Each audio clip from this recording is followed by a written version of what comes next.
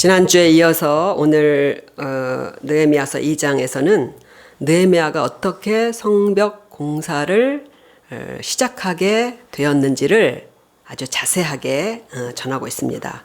그러니까 느헤미야가 말하자면 일지 아시죠? 일지 같은 것을 기록한 거예요. 자신이 성곽 공사한 그 일지를 느헤미야로 치면은 아마 그 당대에는 최고의 문명인 페르시아 제국, 그것도 왕궁 안에서 아마 왕을 섬기는 가장 화려한 일을 하며 살았던 사람일 것이 분명합니다. 아마 매일 대하던 사람들은 고위 관료들이고, 그리고 아마 돈이 많은 그런 부자들, 또 세련된 부자들만 상대했을 게 분명해요. 이제 앞으로 느헤미야가 할 일이 뭘까요? 그것은 희망도 없고, 그리고 자존감도 다 무너진 귀향민들, 그들을 독려해서 예루살렘의 성벽을 세워야 되는 그것을 완수하는 일이에요. 생각해 보세요. 누가 돈도 안 받고, 그리고 자기 집과 상관도 없는 공사를 하려고 했겠어요. 느헤미야가 그런 백성들과 함께 52일 만에 예루살렘 둘레 성벽을 다 쌓은 것은 기적입니다. 느헤미야는 이 성벽을 재건한 뒤에도 백성들을 이주시키고, 그리고 이스라엘 백성들이 신앙적으로 바르게 될 수 있도록 계속해서 12년간을 예루살렘에 머물러요.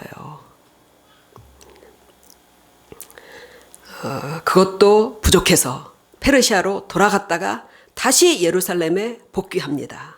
그리고 빚진 자들, 가난한 자들, 돈이 없어서 종이 된 사람들의 문제까지 떠안고, 어쩌면 뒤에는 나와 있지 않아요. 그런데 죽을 때까지 예루살렘에서 아마 그들과 함께 했을지도 모릅니다.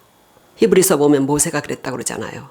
바로의 공주의 아들로서 받을 그런 즐거움보다 하나님의 백성과 함께 고난받기를 선택했다는 모세와 느헤미야가 지금 다를 바가 없는 거예요. 사람들이 뭐라고 생각했겠어요? 느헤미야에게 미쳤다고 그러지 않았겠어요? 왜 안정된 직장과 모든 좋은 그런 조건들을 다 버리고 그 폐허가 된 그 시골 마을로 가려고 하느냐? 아마 그랬을 것 같아요. 우리가 어쩌면 다 그런 것 같습니다. 세상 속에서 나와 내 가정을 위해 살기도 다 버겁잖아요. 그죠? 예수님을 우리가 모시고, 그리고 믿음의 성벽을 세우는 일은 피곤하고 큰 힘을 들여야 하는 일입니다. 게다가 주님의 교회를 같이 세우고 하나님의 나라를 세우기 위해서 성벽 공사도 우리가 부담해야 되는 그런 게 성도들이에요. 몸과 마음이 지치고 사는 것도 힘들 때는요, 이 짐이 더욱 무겁게 느껴질 수밖에 없습니다. 그러니까 단순하게 계산하면 믿는 게 손해입니다. 우리 성순례 성도님께서 그런 말씀을 하시더라고요. 교회에 안 나오면요, 너무 편하대요. 막 그렇잖아요. 그죠? 너무 편하잖아요. 그런데 다 나오잖아요, 우리가. 잘 나오셨어요. 그래서 많은 성도들이 잠시 교회를 끊기도 하고 가난한 성도도 되는 것 같습니다. 그러나 우리 인생을 보호할 믿음의 성벽이 허물어져 있다면 더 나쁘고 악하고 독한 것들이 마치 그 산사태가 날 때 순식간에 그 집을 덮치잖아요. 그것처럼 우리를 덮쳐올 것이 분명합니다. 그래서 매일 우리 성벽을 점검하고, 그리고 흔들리거나 무너진 곳을 보수하는 그런 우리 성도님들이 되셔야 되리라고 믿습니다. 그러면 우리가 힘들게 세워가는 그 믿음의 성벽이 나와 우리 가정을 안전하고 복되게 지켜주는 것입니다. 오늘 느헤미야가 우리와는 비교할 수 없는 너무나 엄청난 그 위대한 큰 공사를 해냈지만 그것을 어떻게 그는 인간 한 사람이 그걸 해냈을까? 그 사람이잖아요. 느헤미야도 우리와 같은. 그래서 느헤미야가 그 일을 해낸 것을 우리가 살펴보면 우리가 이렇게 살면 우리도 믿음의 성벽 공사가 잘 되겠구나를 우리가 거기서 알게 되고 배우게 될 것입니다. 가장 먼저는 느헤미야가 이 성벽 공사를 뭐로 해냈다고요? 두 글자. 기도로 해냈다는 것입니다. 기도로 해냈다는 거예요. 기도 없이는 사실 세상의 집도 성공적으로 세울 수 없습니다. 남보기에 멋있고 화려하게 세운 것 같아도 들어가 보면 내부 골조가 흔들리는 가정들이 참 많아요. 그러니까 세상의 집도 믿음으로 골조를 세워야지 끝까지 안전하고 견고하게 우리를 보호하는 집이 되는 거예요. 모든 것을 세우는 가장 견고한 재료가 뭐라고요? 기도예요. 기도. 가장 견고한 재료. 청소년들 공부하며 그 다음에 진로를 선택하고 그리고 청소년들 인격을 세워갈 때도 모든 재료마다 뭐를 섞어야 되겠어요? 기도를 섞어야 합니다. 청년들이 결혼이라는 새 가정을 세울 때에도 기도가 골조가 되어야 그래야지만 행복한 새 가정을 이룰 수가 있습니다. 중장년 노년의 성도들은 말할 것도 없어요. 기도를 통해서 하나님의 도우심을 구하면서 우리 남은 인생을 꾸려가야 합니다. 손에는 힘이 없어지고 무릎도 흔들리고 무릎도 약해지잖아요. 그죠? 어떻게 우리 힘만으로 이 남은 생애를 이 짐을 버티고 있겠어요. 성경에서 본보기적으로 살았던 모든 사람들은 다 기도의 사람입니다. 담담하지만 흔들리지 않고 꿋꿋이 믿음의 삶을 사는 사람들을 보면요. 다 기도의 자리가 있는 사람들이에요. 신자들은 항상 기도하는 기도의 자리가 있어야 합니다. 아침에 출근한 사무실이든 가족을 다 내보낸 식탁 앞이든 피곤한 하루를 정리하고 침대에 몸을 눕히기 전이든 항상 기도하는 자리를 가지시길 바랍니다. 왜 그게 필요하냐면요. 그게 돼 있으면요. 그나마 거기에 가면 기도가 되고 기도하기가 쉽기 때문이에요. 그 운동선수들 루틴이란 거 있잖아요. 자기가 딱 원하는 그게 있어요. 그 자세와 환경과 딱 그게 되면은 공이 잘 쳐지고 그 루틴이라고 그러거든요. 반복을 통해서 몸에 익숙해져 있는 일은요. 가동시키기가 더 쉬워요. 그래서 나는 이 자리만 가면 기도가 쉽게 된다. 그런 자리가 있어야 합니다. 그래서 바로 그 기도의 자리에서 모든 의미 있는 역사가 일어난다는 것을 알으셔야 돼요. 그 기도의 자리에서 모든 일이 일어나는 거예요. 오늘 우리가 읽은 본문 1장 1절을 보면요. 때가 아닥사스다 왕 20년 니산월이라고 잘 읽기도 힘든 말이 기록되어 있습니다.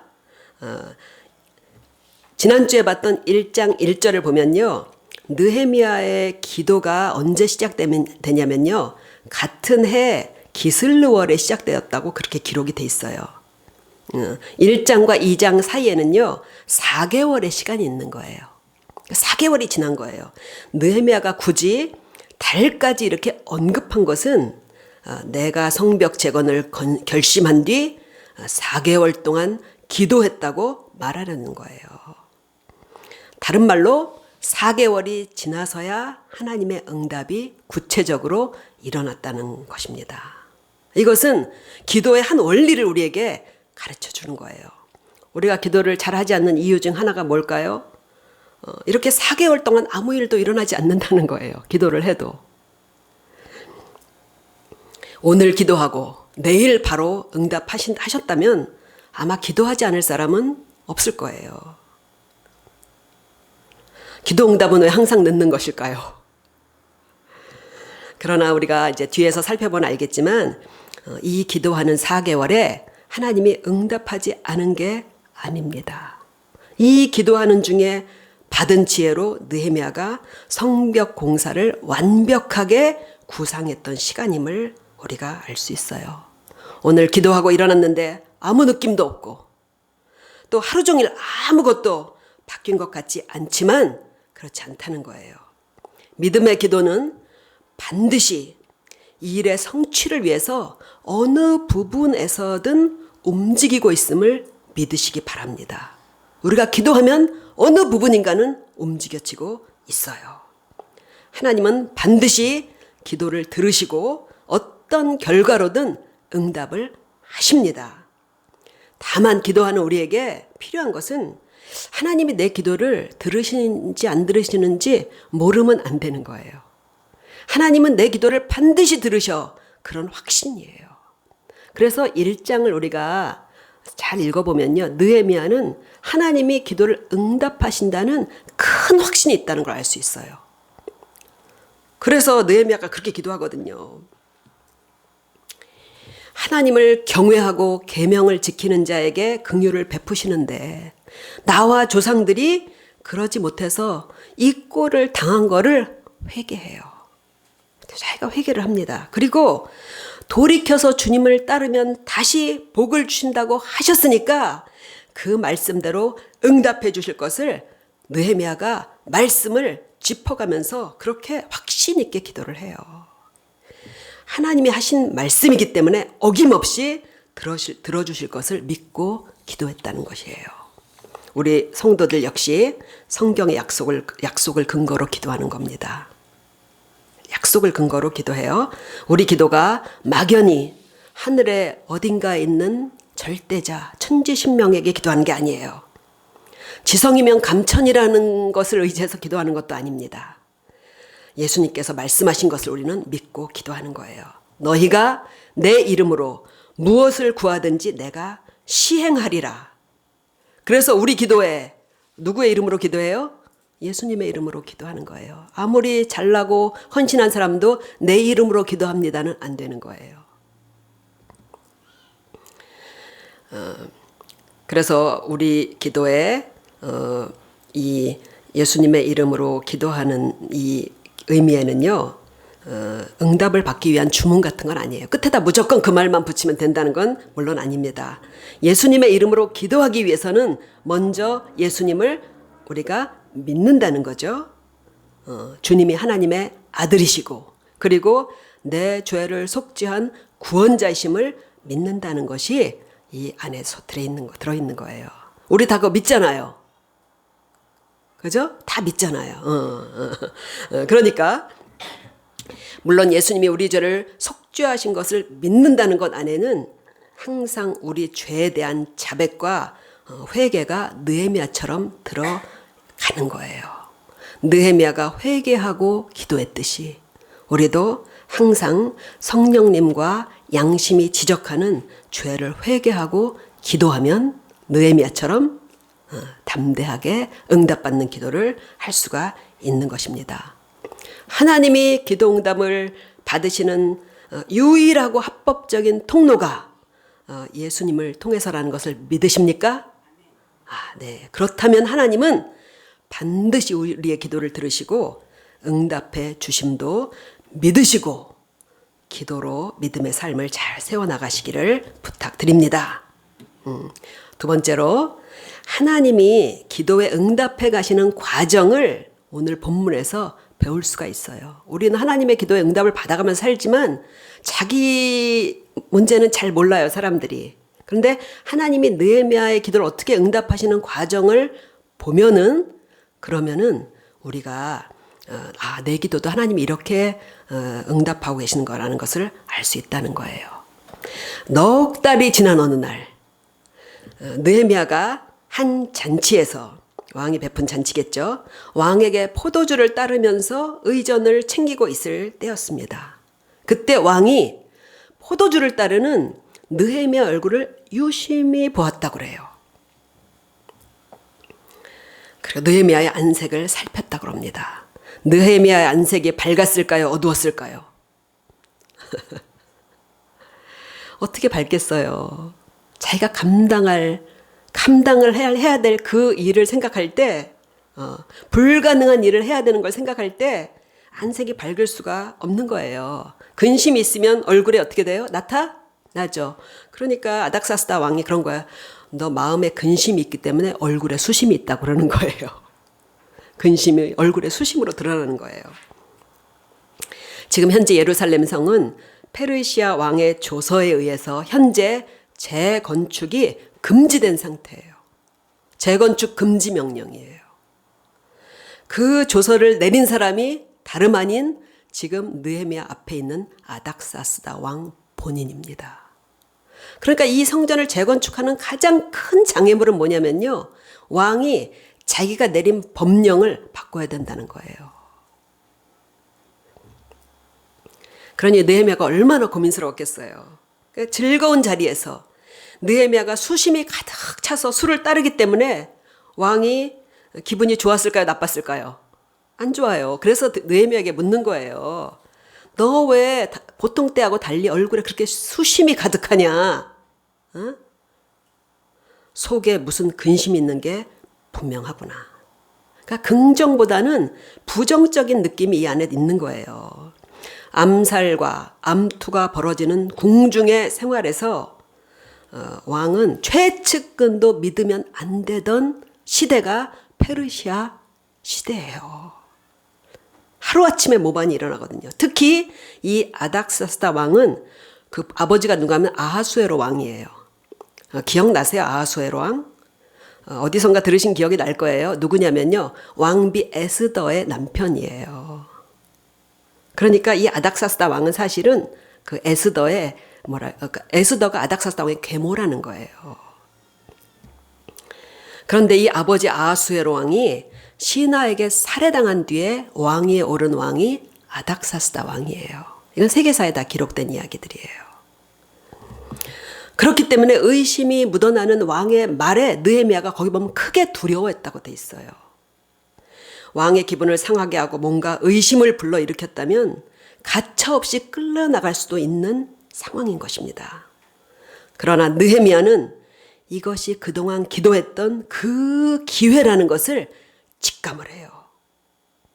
많은 경우 우리가 기도하면서 하나님의 뜻을 구할 때 우리가 하나님이 이걸 원하시는구나, 이걸 원하시는구나 기도하다가 그것이 이렇게 깨달아지기도 하지만요. 대부분은요. 외부로부터 그게 와요. 외부로부터. 환경적으로 결정적인 일이 터짐으로써 진로가 바뀌는 경우가 많습니다. 환경이 바뀌어버려서 그냥 바뀌어버리는 거예요. 같이. 또 누군가의 대화 가운데 그런 걸 통해서 어떻게 해야 될지를 깨닫게 될 때가 많아요. 우리 기도 응답은 내가 막 믿음이 좋아서 확신을 갖고 왔다기보다는 하나님께서 이렇게 우리를 그동안 인도해 오시면서 여기까지 온 거예요. 느헤미야가 이 문제를 언제 꺼내야 되나? 언제 이 문제를 꺼내야 되나? 그럴 때 그러니까 왕이 먼저 말을 꺼내도록 하나님께서 인도를 하신 것입니다. 그럴 때 느헤미야는 이 문제로 왕과 정면 승부를 해야 돼요. 이때도 머뭇거리고 뒤로 미루면 그럼 안 됩니다. 결단할 때가 있는 거예요. 느헤미야가 뭐라고 얘기해요? 내 얼굴에 수심이 있는 이유는 조상의 묘실이 있는 성읍이 아직도 불탄 채 무너져 있는데 내가 어떻게 수심이 없겠어요? 이렇게 얘기를 한다는 거예요. 근데 여기 잘 보면요. 느헤미야가 예루살렘이라는 그 지명을 한 번도 쓰지 않아요. 뭐라고 얘기냐면 조상의 묘실이 있는 성읍. 조상의 묘실이 있는 성읍, 어떤 도시 같은 느낌이 드냐면 경주 같은 그런 느낌 들지 않아요? 경주. 그러니까 뭐 페르시아에 반역할 만한 정치적인 그런 도시가 아니라 그냥 뭐 경주 같은 그런 옛날의 고도 그런 게 연상시키잖아요. 그죠? 왕이 과거에 예루살렘에 내렸던 그 조서를 굳이 또 떠올리게 할 필요도 없는 거예요. 그래서 느헤미야가 말을 잘 선택을 해요. 보면은요. 적재적소에 맞는 말의 지혜도 다 기도할 때 오는 줄로 믿습니다. 기도하면요, 사람들의 관계를 원활하게 하는 말의 지혜도 우리가 얻을 수 있어요. 사람들과 기분 좋은 대화를 나누고 그리고 좋은 만남을 가졌다면요, 기도 생활을 우리가 원만하게 할 때일 경우가 많아요. 느헤미야의 이 말에 왕의 의심이 한순간에 사라지는 걸 볼 수 있잖아요. 그러면 네가 무엇을 원하느냐? 기도한 뒤에 달라지는 게 뭐예요? 설득하고 만나야 될 사람들의 마음이 누그러진다는 것입니다. 그러니까 잠언에서 주신 교훈은 대인 관계에서 황금률이 분명해요. 우리가 하나님을 기쁘시게 하면 원수라도 와서 우리와 화목하게 하시느니라. 그렇지 않을 경우 친구도 자꾸 원수가 됩니다. 하나님과의 관계가 나빠지면 10중 8구 사람과의 관계도 점점 나빠져요. 만나고 대면하기 부담스러운 사람도 간절히 기도하고 만나면 의외로 호의적으로 나오는 걸 저도 많이 경험했어요. 느헤미야는 왕이 기회를 주자 신속하게 하나님께 뭐를 해요? 묵도를 했다고 나와 있어요. 왕 앞에서 신속하게 묵도를 합니다.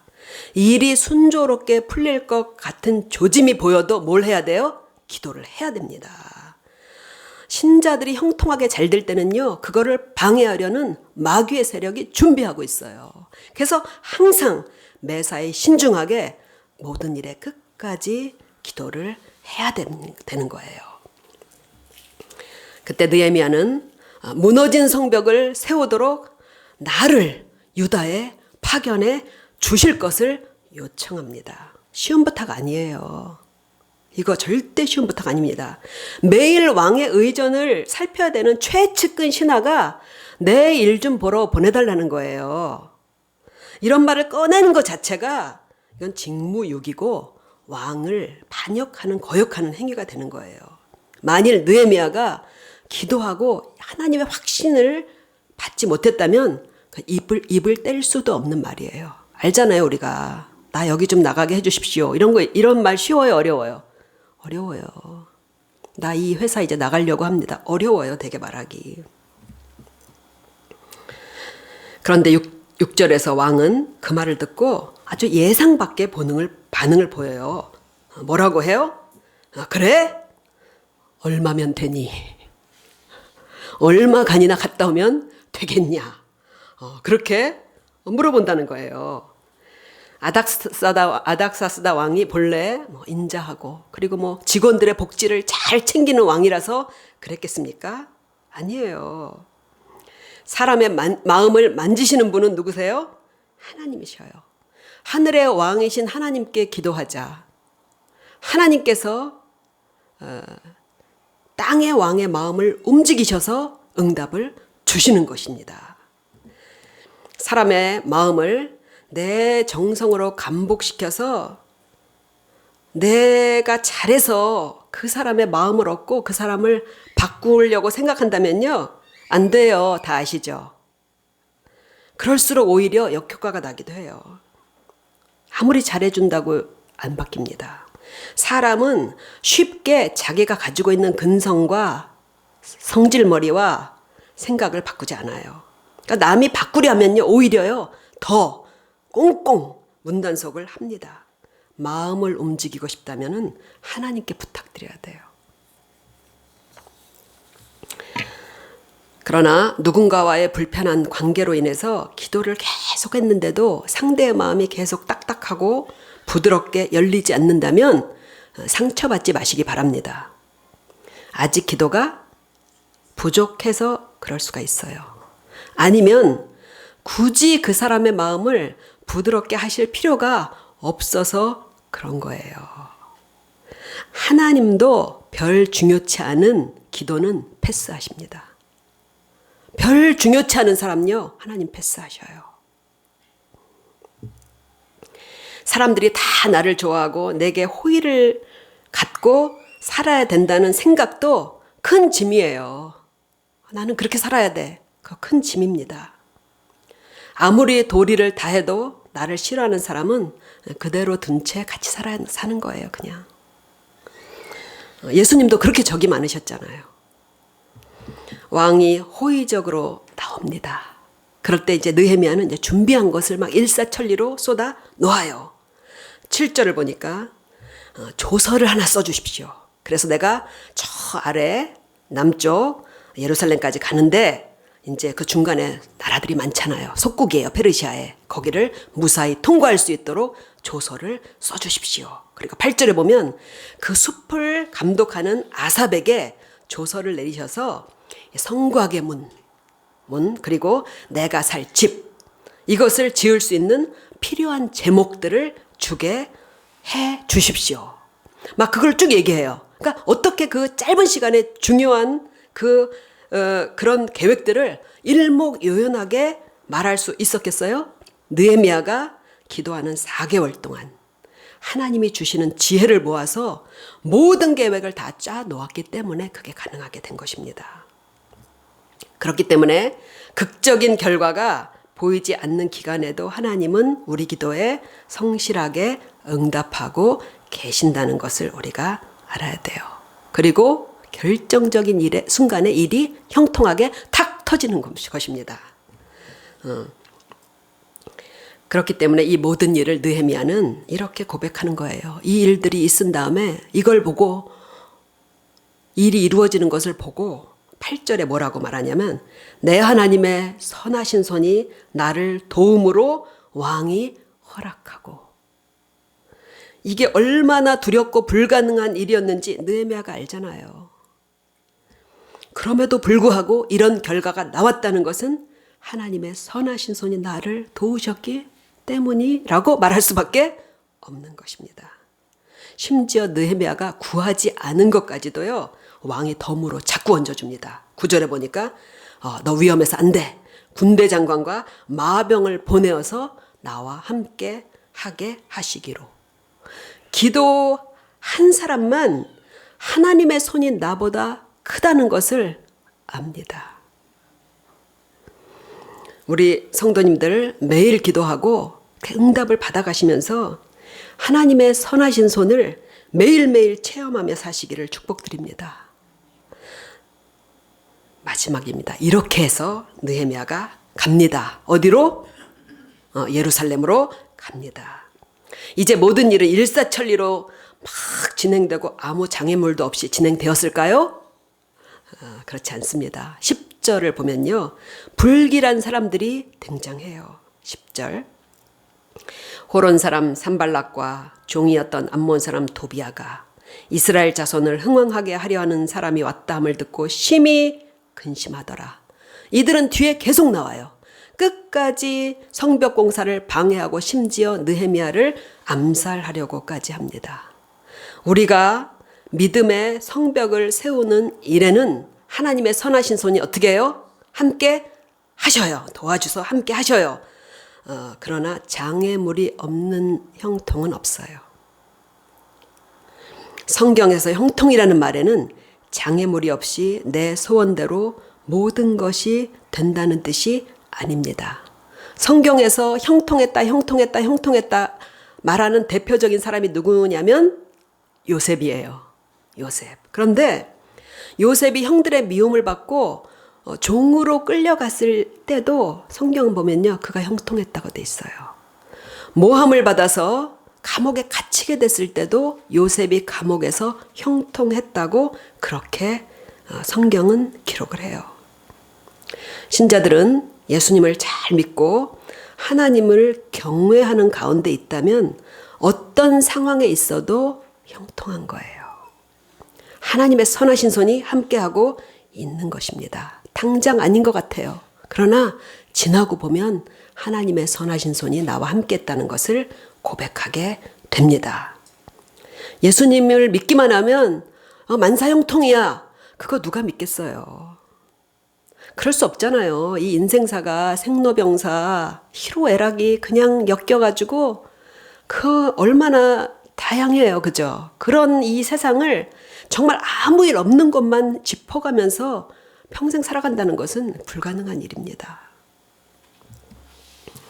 제가 직장을 퇴직하고 나서 올해 이제 교회를 이렇게 개척교회를 섬기다 보니까 자연히 경제적인 면에서도 점점 이제 여유가 없어지게 되더라고요. 그럴 수밖에 없잖아요. 은퇴자들의 삶이 다 그렇거든요. 건너편에 제가 저 쌍용 아파트에 살았잖아요. 거기에서 살다가 그 다음에 이제 그 아래 현대 백조 아파트로 이제 이사를 가게 됐는데 거기를 가보니까 너무 오래된 아파트예요. 그 아파트는. 저는 그렇게 오래된 아파트에서 처음 살아봤어요. 갔는데 그 현관의 중문에 유리가 이렇게 있는데 그 유리가 막 다 깨져 있더라고요. 뭐 싱크대는 뭐 완전히 낡아서 수도 꼭지가 흔들흔들거리고 화장실 문에는 심지어 안에 보니까 아랫부분이 빵꾸도 나 있더라고요. 그런데 제가 거기 이사를 들어갈 때 서원이한테 너무 미안해서 울었어요. 우리 부모님들은 다 그 마음 아실 거예요. 제가 이 부분에서 울지 않으려고 했는데 그러니까 사람들이 자기 이제 성공한 사람들이 과거를 다 얘기할 때 보면요, 자식이 고생한 얘기 하면은 다 울더라고요.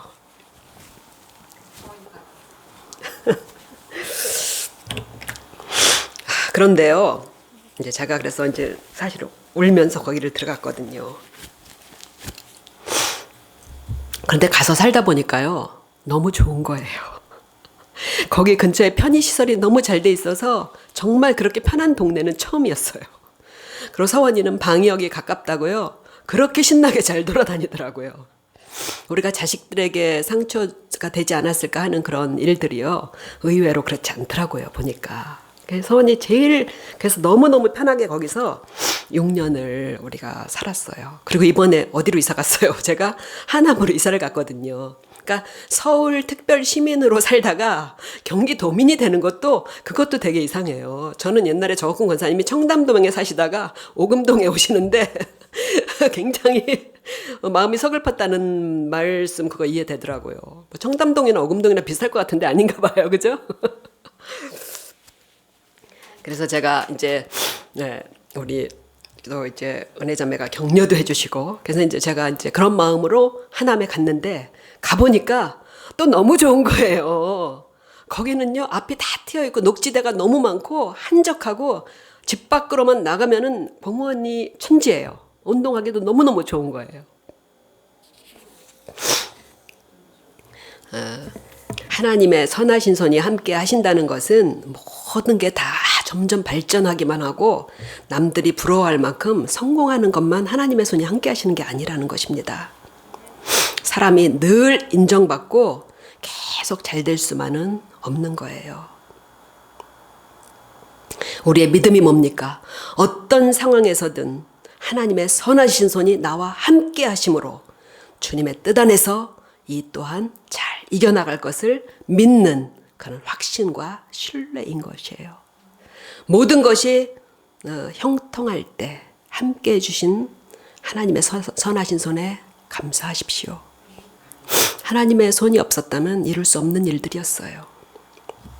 또 당장 원하는 것들이 이루어지지 않을지라도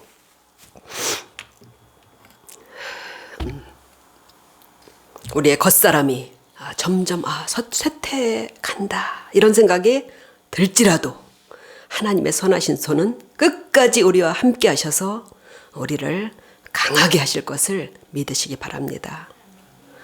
머리가 휘어지기까지 우리를 인도하신다고 그랬잖아요. 말씀을 마치겠습니다. 느헤미야의 말에 의하면 무너진 성벽 때문에 수치를 당한다고 말합니다. 그 말은 분명히 맞는 말이에요. 우리 믿음이 무너지면 세상 모든 것이 우리를 조롱하고 멸시하려 듭니다. 세속적인 일들이 바쁠지라도, 바쁠 때 감사한 일이에요. 사실은 일이 없는 것은 그건 축복이 아니거든요. 세속의 일이 바쁠지라도 기도로 이 믿음의 성벽을 늘 점검하고 보수하며 든든히 하시기를 바랍니다. 내 믿음의 성벽을요, 스스로 무너뜨리는 사람이 되면 안 돼요.